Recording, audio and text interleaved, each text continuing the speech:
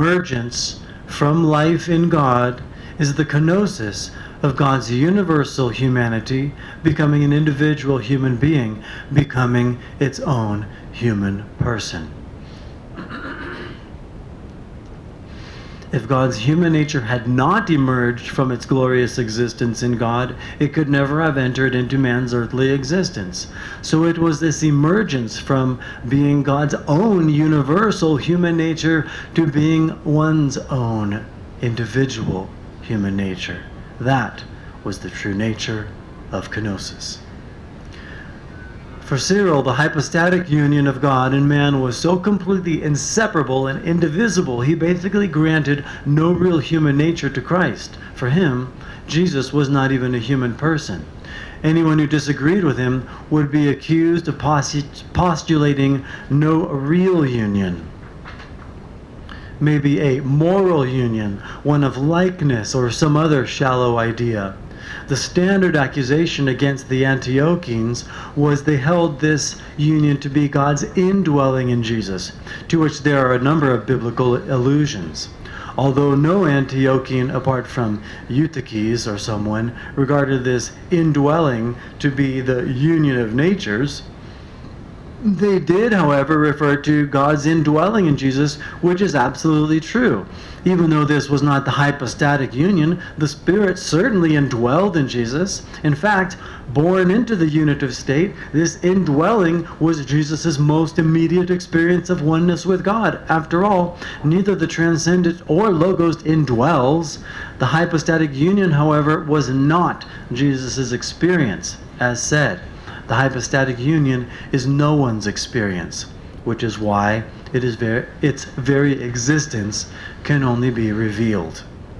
At any rate, hypostatic union was the meaning of Christ, defined as the oneness of two natures in the Logos, en hypostasis, in God, as Leontius put it. It is important to understand the nature of the Spirit is to indwell, whereas the omnipresent Logos does not indwell, nor the transcendent. Although we say the Spirit indwells, this does not mean the Spirit has any place in human nature or is in any part of it. To be born theocentric means God is the empty space in the center of man's being, comparable to a hole in a donut. Nothing created can possibly contain or circumscribe the infinite. In fact, one of the fathers noted that no man could, quote, contain God lest he explode, end quote. So while man experiences God within himself, the Spirit does not indwell in any part of man or anything created. But even if God is not in man, God can be united to man. As for the Logos' oneness with man, this presence is too pervasive throughout all creation to be localized anywhere in man. Thus the saying, God is closer to us than we are to ourselves, is reference to the Logos' existential union with all creation. I just was thinking about this last night when she's talking about the center being born theocentric, and what that means for her is being opened up to the divine. It's like those flowers that face the sun. You suddenly face the divine. Page 334. Although the only one of the Trinity existentially or essentially one with human nature is the Logos, yet his omnipresence is as dispersed as is the soul throughout the body. Thus it can never be localized anywhere in man. As Athanasius says, the Logos did not enter into a man. Indeed, the Logos is already present. So where the Spirit may be localized, even enter into man, revealed as man's divine center, the Logos can never be localized in man. Strictly speaking, the divine hypostasis that man often calls the ground of being is neither spirit or Logos, but the transcendent.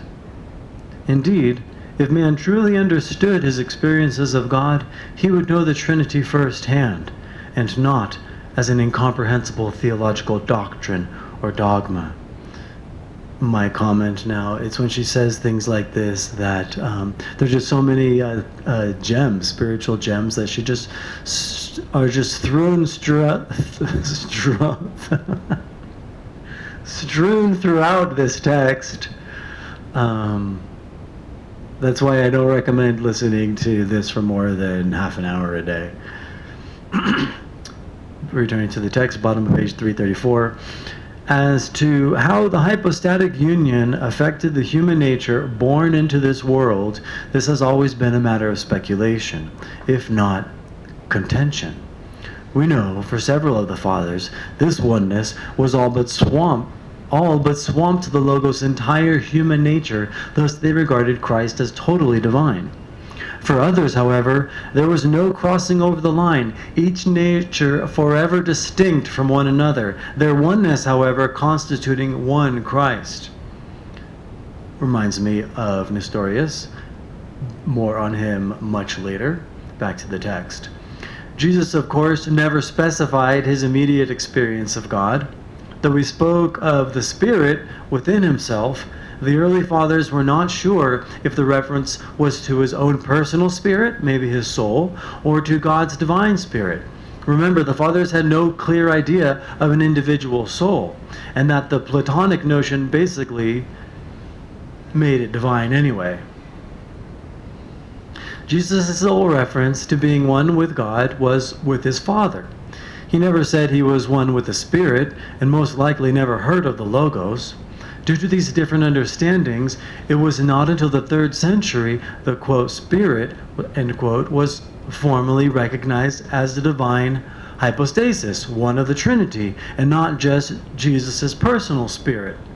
The point, however, is that while the divine Spirit did indeed indwell in Jesus, this was not the true nature of his eternal oneness with God, nor, theologically speaking, was his oneness with the Father, his oneness with the Father or the transcendent. The Father, in other words, the transcendent. According to the Fathers' understanding of the Trinity, Jesus' human nature was solely one with the divine Logos, not one with either the Spirit or the Father, transcendent. To understand why Jesus' human nature was said to be united only to the Logos and not to the whole Godhood or Trinity, keep in mind the switch that shifted Jesus' reference to himself as Son of God to this being made a reference to God, Logos, as Son of God. Thus, it was not the man Jesus who was one with the Father, as he thought he was, but instead, it was the Logos, now made the Son, that was one with God, Father. This switch made God the Son of God instead of the man Jesus.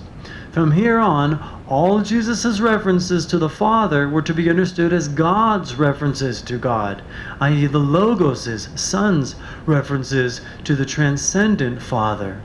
Thus, Jesus was regarded as the incarnation of the Logos. His human nature was not, as he thought, one with the Father, but one with the Logos, the Son. Jesus, of course, never heard of the Trinity or the Logos. His reference to be one with the Father was simply his being one with God. Simple as that. Theologically, however, as the incarnation of the Logos, Jesus' human nature was only one with the Logos, Son, and not one with the Father.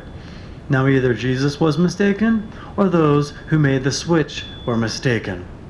To say Christian theology is complicated is the understatement of all time. It is an unadulterated mess. It so defies common logic as to require man to forfeit his intellectual integrity in order to believe. The last sentence of the book talks about intellectual integrity and is my favorite sentence of the book. Stick around. Page 336. It goes without saying, hypostatic union does not refer to any union of Father, Son, Spirit, or the Trinity. While God's triune modes of existence are profound distinctions, hypostases, they are not united, not a union or even a oneness, but rather one indivisible essence. Hypostatic union only refers to man's eternal oneness with God. It has nothing to do with the immanent triune nature of God. Thus, the Son, Logos, is not